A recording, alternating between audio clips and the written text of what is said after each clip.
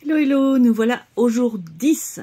Donc imagine, c'est un dimanche soir, tu termines ton week-end et tu ressens ce mélange d'envie de bien faire et de petite pression pour la semaine à venir.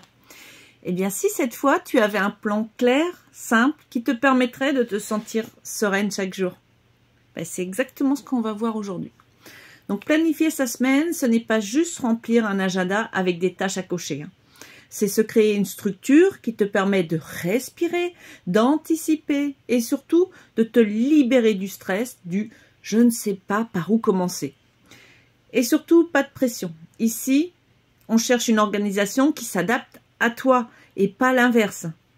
L'idée, c'est vraiment de construire une base solide, mais avec la flexibilité nécessaire pour que tu ne sois pas prisonnière d'un emploi du temps trop rigide. Donc c'est parti, je vais te guider.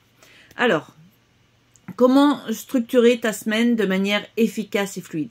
Donc, je vais te donner une méthode simple en 5 étapes. Donc d'abord, tu vas te fixer tes 3 priorités principales pour la semaine. Donc moins, c'est mieux.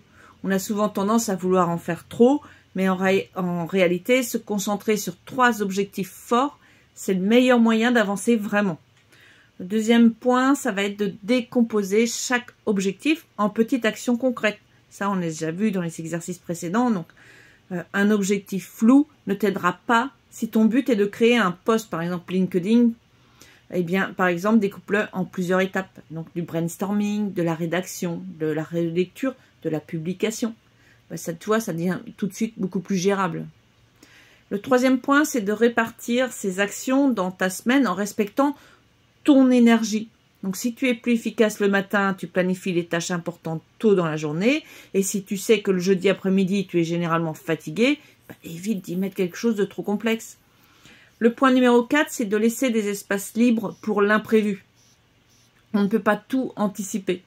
Mets-toi de vraies plages, de vraies plages respirables pour pouvoir réajuster en fonction des aléas de la semaine. Ça t'évitera de te sentir débordé à la moindre urgence.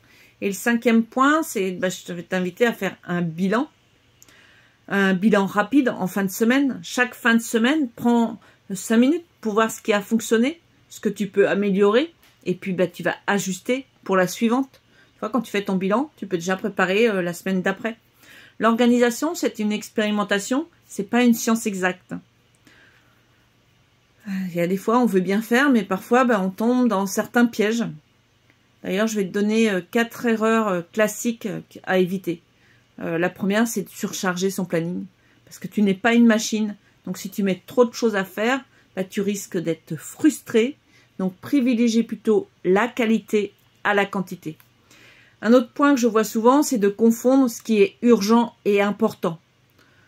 Donc, je vais te le rappeler, une tâche urgente est une tâche qui demande une action immédiate.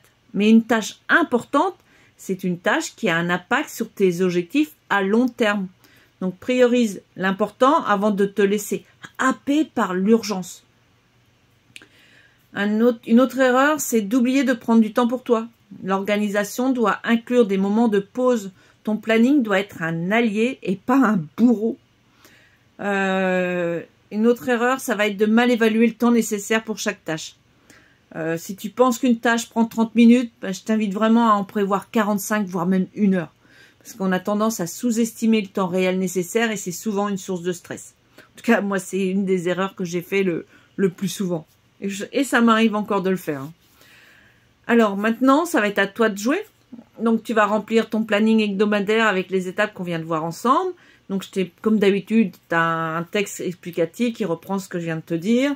Tu as un prompt que tu peux copier-coller dans ChatGPT pour affiner ton organisation et puis obtenir des suggestions adaptées à ton rythme. Et puis après, tu vas donc expérimenter, ajuster au fil des semaines. Donc, prends des notes en fait. L'idée, c'est de trouver ce qui te fonctionne vraiment pour toi. Puis surtout, rappelle-toi, ton planning, c'est pas une cage, hein. C'est une boussole.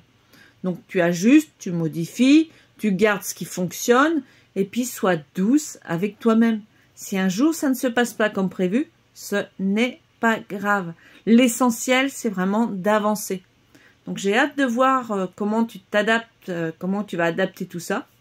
Je t'invite comme d'habitude à partager ton ressenti sur Discord. Et puis je te retrouve demain pour la suite du programme.